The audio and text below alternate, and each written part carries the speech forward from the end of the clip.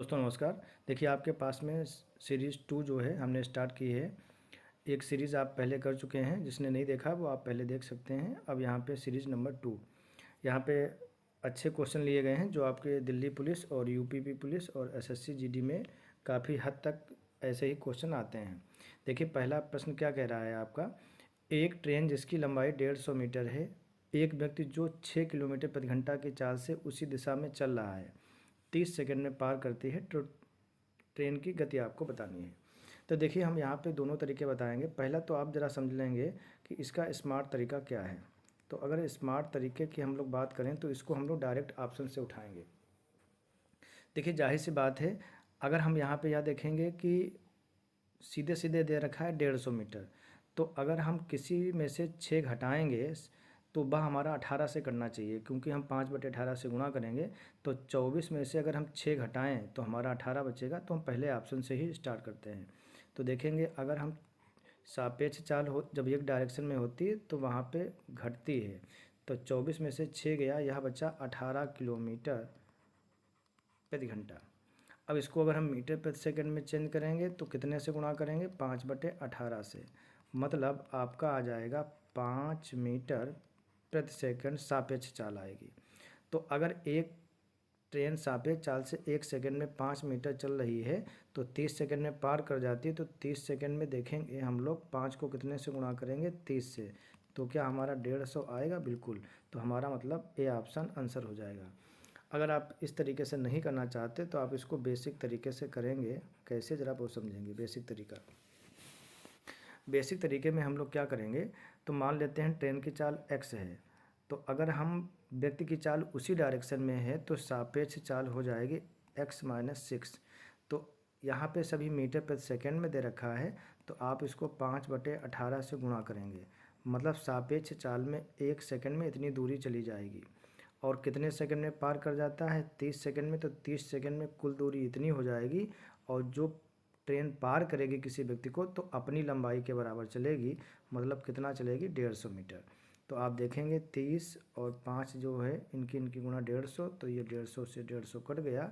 तो x-6 बराबर आ गया 18। तो x बराबर कितना आ गया, 24। तो आप बेसिक तरीके से भी लगा सकते हैं। तो आपका यहाँ पे पहला आंसर हो जाएगा। इसके बाद चलते हैं हम लोग आगे के प्रश्न की तरफ। अगला प्रश्न आपका क्या कह रहा है, ए और बी मिलकर एक काम को 10 दिन में करते हैं। तो हम यहाँ पे लिख लेते हैं कि ए और बी दोनों व्यक्ति मिलकर किसी काम को कितने दिन में करते हैं, 10 दिन में। ए अकेला कितने दिन में कर रहा है, 15 दिन में। तो बी अकेला कितने दिन में करेगा, यह आपसे पूछ रहा है। तो इनका हम लोग एलसीएम ले लेंगे। तो एलसीएम आएगा 30। तो 30 को 10 से भाग करेंगे तो 3, और 30 को अगर हम 15 से भाग करेंगे तो 2। ये इन लोगों की इफ़िशियंसी मतलब क्षमता मिल जाएगी। अब देखिए यहाँ पे 2 व्यक्तियों की क्षमता 3 है, ए की क्षमता 2 है। तो जाहिर सी बात है 2 में 1 जुड़ेगा तभी 3 बनेगा। तो इसका मतलब है बी की क्षमता हो गई 1। मतलब बी एक दिन में एक काम करेगा। तो अगर बी को 30 काम करने हैं तो कितना दिन लगेगा, 30 दिन लगेगा। तो यहाँ पे हम लोगों का आंसर हो जाएगा सी। यहाँ पे 150 इन्होंने साथ में फालतू में लिख दिया। आगे चलते हैं। देखिए अगला प्रश्न क्या कह रहा है, ए और बी की आयु का अनुपात है 4:5। वर्तमान आयु का अनुपात है ए और बी की 4:5। आगे दे रखा है 5 वर्ष बाद इन लोगों की आयु का अनुपात हो जाता है 5:6। मतलब ए और बी की आयु का अनुपात 5 वर्ष बाद 5:6। तो यहाँ पे देखेंगे दोनों लोग एक एक भाग बढ़ेंगे। तो एक भाग की वैल्यू हो जाएगी आपके पास में 5। तो यहाँ पे बी की वर्तमान आयु, तो बी की वर्तमान आयु कितने भाग है, 5 भाग। तो 25 आपका आंसर हो जाएगा। मतलब बी ऑप्शन आंसर हो जाएगा। चलते हैं आगे। अगला प्रश्न कह रहा है कि 12 व्यक्ति किसी कार्य को 18 दिन में पूरा करते हैं। तो टोटल वर्क कितना हो गया, 12 × 18। अब इसी कार्य को 9 दिन में पूरा करने के लिए कितने व्यक्तियों की ज़रूरत पड़ेगी। तो दिन है 9 और टोटल मान लो x व्यक्ति लगेंगे। तो ये वाला वर्क और ये वाला वर्क बराबर होगा। तो 9 से काटेंगे तो 2 बार जाएगा। तो x बराबर आ जाएगा आपका 24। इस प्रकार से आप जल्दी जल्दी क्वेश्चनों को कर सकते हैं। आगे बढ़ते हैं। देखिए किसी धनराशि पर 2 वर्ष के लिए 8% वार्षिक ब्याज दर पर साधारण ब्याज 640 रुपया है। तो मूलधन ज्ञात करें। अब देखिए, अगर ये 8% वार्षिक पड़ रहा है तो 2 वर्ष का 16% ब्याज पड़ेगा। तो 16% की वैल्यू आपको दे रखी है 640 रुपया। तो 1% की वैल्यू कितनी आ जाएगी, 40 रुपया। और मूलधन अपने आप में 100% होगा, तो 100% की वैल्यू आ जाएगी आपके पास में 4000 रुपया। मतलब यहाँ पे सी ऑप्शन आंसर होगा। अगला प्रश्न क्या कह रहा है, 5 क्रमागत विषम संख्याओं का औसत 27 है, तो सबसे छोटी संख्या ज्ञात करें। देखिए, विषम संख्याएं, जैसे पहली विषम संख्या 1 है, अगली 3 है, तो 2 जोड़ने पर अगली मिलती है। तो हम मान लेते हैं पहली संख्या है x, इसके बाद में अगली होगी x+2, मतलब 2 जोड़ देंगे। अब इसमें 2 जोड़ेंगे तो ये हो जाएगी 4। अब इसमें 2 जोड़ेंगे तो ये हो जाएगी आपकी 6, और इसमें 2 जोड़ेंगे तो यह हो जाएगी x+8। अब टोटल यहाँ पे विषम संख्या ये 5 होंगी। अब यहाँ पे 5 क्रमागत विषम संख्याओं का औसत कितना दे रखा है, 27। तो मतलब इनका कुल योग हो जाएगा 27 × 5, मतलब 135। तो यहाँ पे अगर हम कुल योग करें तो 5x प्लस यहाँ पे 6 4 10, 8 2 10, मतलब 20। मतलब 5x + 20 की वैल्यू हो जाएगी 135। तो 5x बराबर हो जाएगा आपका 115। तो आपके पास में x की वैल्यू हो जाएगी 23। तो यहाँ पे सबसे छोटी संख्या पूछ रहा है, तो x की वैल्यू कितनी आई है, 23। मतलब आपका सी ऑप्शन आंसर हो जाएगा। अब चलते हैं इसके आगे प्रश्न की तरफ। देखिए, यह प्रश्न क्या कह रहा है, एक व्यक्ति 240 किलोमीटर की दूरी 40 किलोमीटर प्रति घंटा की चाल से तय करता है और वापसी 60 किलोमीटर प्रति घंटा की चाल से तय करता है, औसत गति बताएं। तो देखिए, यहाँ पे अगर 240 किलोमीटर 40 किलोमीटर प्रति घंटा की चाल से जाएगा, तो इसको जो टाइम लगेगा, मतलब इसको जो समय लगेगा, वह कितना लगेगा, आपके पास में 240 को हम लोग भाग कर देंगे 40 से, तो आपके पास में आंसर आ जाएगा 6 घंटे। मतलब इस दूरी को जाने में इसको 6 घंटे लगेंगे। और अगर वापसी 60 किलोमीटर प्रति घंटा की चाल से करेगा, तब इसको कितने घंटे का समय लगेगा, इसको लगेगा 4 घंटे का समय। तो जाहिर सी बात है, अच्छा बताइए, अगर कोई व्यक्ति 240 किलोमीटर जाता है और 240 किलोमीटर ही वापस आता है, तो उसकी कुल दूरी हो जाएगी इसकी 2 गुनी 240 की। तो 240 की 2 गुनी हो गई आपकी कुल दूरी। और कुल समय कितना लगा है आपके पास में, 10 घंटे। 6 4 10, अब 0 से 0 कट जाएगा, तो आपके पास में 24 दूना 48 किलोमीटर प्रति घंटा आपके पास में आंसर आ जाएगा। क्योंकि चाल बराबर क्या होता है, दूरी बटा समय। तो यहाँ पे आपका आंसर हो जाएगा 48 किलोमीटर प्रति घंटा। अगला है, 3 क्रमागत संख्याओं का योग 138 है, तो सबसे बड़ी संख्या ज्ञात कीजिए। अब देखिए, क्रमागत है तो जाहिर सी बात है, पहली संख्या x होगी, दूसरी x+1 होगी, तीसरी होगी x+2। तो यहाँ पे अगर आप देखें, तो अगर हम 138 में से 3 माइनस कर दें, तो अगर हम 3 माइनस कर देते हैं, देखिए यहाँ पे क्या कह रहा है, 3 क्रमागत संख्याओं का योग 138 है, तो सबसे बड़ी संख्या ज्ञात कीजिए।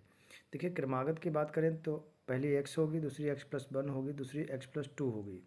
तो हमें क्या करना है, तो इसमें पहले में 1 ज़्यादा होगी, दूसरे में 2 ज़्यादा होगी, तो इसमें से हम 3 माइनस कर लेते हैं। 3 माइनस करने के बाद में बराबर बराबर बांट देंगे। तो हमारे पास में 3 माइनस करेंगे, कितना आ जाएगा, 135। अब इसको 3 हिस्सों में अगर हम बराबर बराबर बांटेंगे 135 को, तो हमारे पास में मिलेगा आपके पास 3 चौको 12, 3 पच्चे 15, मतलब 45 45 और 45 3 हिस्सों में बट गया। अब पहली 1 ज़्यादा होगी तो मतलब कितनी होगी, 46, और दूसरी 1 ज़्यादा होगी तो कितनी हो जाएगी आपके पास में 47। और आपसे पूछ क्या रहा है, सबसे बड़ी संख्या ज्ञात कीजिए, तो कितनी आ जाएगी, 47। या आप इसको बेसिक से भी लगा सकते हैं। बेसिक तरीका हम बता देते हैं। पहले मान लो x होगी, दूसरी x+1 होगी, और तीसरी होगी x+2। अब तीनों का योग है 138, तो इनका सबका योग कर देंगे 138। तो बात वही आ जाएगी, 2 और 1 3, इसमें से माइनस कर देंगे, तो 3x की वैल्यू आ जाएगी 135। तो x की वैल्यू आ जाएगी आपके पास में 45, और सबसे बड़ी संख्या इसमें 2 जोड़ देंगे तो आपके पास में कितनी आ जाएगी, 47। तो इस प्रकार से भी आप प्रश्न को हल कर सकते हैं। आगे देखते हैं, यदि 15 वस्तुओं का क्रय मूल्य 12 वस्तुओं के विक्रय मूल्य के बराबर हो तो लाभ प्रतिशत ज्ञात करना है। तो देखो, आपसे कह रहा है 15 का CP जो है बराबर है 12 के SP के। तो यहाँ पे क्या करेंगे, तो अगर कोई वस्तु 12 रुपये में ख़रीद रहे हैं और हम 15 रुपये में बेच रहे हैं, तो 3 रुपये का लाभ हो रहा है किस पर, 12 पे। तो 100 पे निकाल लेंगे तो यहाँ 4 बार जाएगा और आपको लाभ मिल जाएगा 25%, मतलब बी ऑप्शन आपका आंसर हो जाएगा। आगे देखते हैं, आपसे कह रहा है x+1/x की वैल्यू है आपके पास में 7, तो x+1/x बराबर 7 है, तो आपको वैल्यू निकालनी है x² + 1/x²। जो इसके स्क्वायर में से 2 घटा देंगे तो 7 का स्क्वायर हो जाएगा 49, और 49 में से 2 घटाएंगे तो आपके पास में आंसर आ जाएगा 47। अगला क्वेश्चन देखते हैं इसमें हम लोग। देखिए यहाँ पे प्रश्न क्या कह रहा है, एक आयत का परिमाप 60 सेंटीमीटर है, उसकी लंबाई उसकी चौड़ाई से 2 गुनी है। तो अगर हम लंबाई मान लेते हैं आपके पास में 2 भाग, तो चौड़ाई होगी 1 भाग। तो आपसे कह रहा है कि उनका परिमाप 60 सेंटीमीटर है। आपको पता है लंबाई और चौड़ाई का 2 गुना जो होता है वो परिमाप होता है। अगर इन दोनों का योग करेंगे उसका 2 गुना होगा, वो हमारा परिमाप होगा। तो 2 और 1 3, और 3 का 2 गुना हो जाएगा 6 भाग। तो 6 भाग की वैल्यू आपके पास में आ जाएगी 60 सेंटीमीटर। तो 1 भाग की वैल्यू आ जाएगी आपके पास में 10, और आपसे यही पूछ रहा है कि चौड़ाई कितनी है, तो 1 भाग की वैल्यू कितनी आ गई 10, मतलब आपका बी ऑप्शन आंसर होगा। इसमें हम आपको बेसिक भी बता दे रहे हैं, ज़रा वो भी समझ लीजिए। अगर हम लंबाई चौड़ाई की 2 गुनी है, तो यहाँ पे अगर हम लोग कहेंगे तो अगर चौड़ाई उसकी x होगी तो लंबाई हो जाएगी 2x। परिमाप आप जानते हैं लंबाई और चौड़ाई के योग का 2 गुना होता है। तो लंबाई और चौड़ाई को अगर हम लोग जोड़ेंगे तो यहाँ पे आएगा ये, और इसका 2 गुना हो जाएगा परिमाप। और परिमाप कितना है आपका 60 सेंटीमीटर। तो यहाँ पे आप देखेंगे 3x × 2 बराबर 60 सेंटीमीटर, तो 6x बराबर 60 सेंटीमीटर, तो x बराबर आ जाएगा 10, वही आपका आंसर हो जाएगा। इसमें देखते हैं, एक मिश्रण में दूध और पानी का अनुपात है 5:1। एक मिश्रण में दूध और पानी का अनुपात कितना है 5:1। यदि 6 लीटर पानी मिलाया जाए तो यह अनुपात 5:2 हो जाता है। अब देखिए अनुपात हो गया 5:2, तो यहाँ पे दूध नहीं मिलाया गया, सिर्फ पानी मिलाया गया है। तो देखिए यहाँ पे भी मात्रा सिर्फ पानी की बढ़ी है। कितने भाग बढ़ी है 1 भाग, और बढ़ा कितना है एक्चुअली 6 लीटर। तो 1 भाग की वैल्यू 6 लीटर। आपसे पूछ क्या रहा है मिश्रण में दूध की मात्रा, तो कितने भाग है 5 भाग, मतलब 30 लीटर। आपका बी ऑप्शन आंसर होगा। आगे देखेंगे, एक बेलन, अब यहाँ पे आपको डिजिट नहीं दे रखी है, चलिए आगे बढ़ते हैं। अगला सवाल कह रहा है 4 व्यक्ति 12 दिन में दीवार बना सकते हैं, तो 6 व्यक्ति कितने दिन में बनाएंगे। तो आप सिंपल साइन का मल्टीप्लाई कर देंगे, 4 × 12 बराबर 6 × मान लो x दिन में बनाएंगे, तो यहाँ पे 2 बार जाएगा, तो x बराबर आ जाएगा आपका 8 दिन। सी ऑप्शन आंसर होगा। आगे देखेंगे, एक किसी धनराशि को चक्रवृद्धि ब्याज पर 5 वर्षों में 2 गुना होने में समय लगता है। मतलब कहने का कि अगर कोई धन है तो वो 5 वर्ष में 2 गुना हो रहा है। तो कितने वर्ष में 5 वर्ष में कितने गुना हो रहा है 2 गुना। तो आपसे कह रहा है कि 4 गुना होना है, तो 4 गुना को हम लोग लिख सकते हैं 2 की पावर 2, और 2 की मल्टीप्लाई 5 से कर देंगे तो आपके पास में आंसर आ जाएगा 10 वर्ष। तो यहाँ पे आपका बी ऑप्शन आंसर होगा। तो आज हम लोगों ने 15 क्वेश्चन किए हैं, और आप चैनल को सब्सक्राइब कर लीजिए। अगली सीरीज़ आपको तीसरी सीरीज़ मिलती है, जिससे आपका दिल्ली पुलिस है और यूपीपी है और यूपीएसआई, एसएससी, जीडी सारे एग्ज़ाम आपके कवर हो जाएंगे। धन्यवाद, नमस्कार।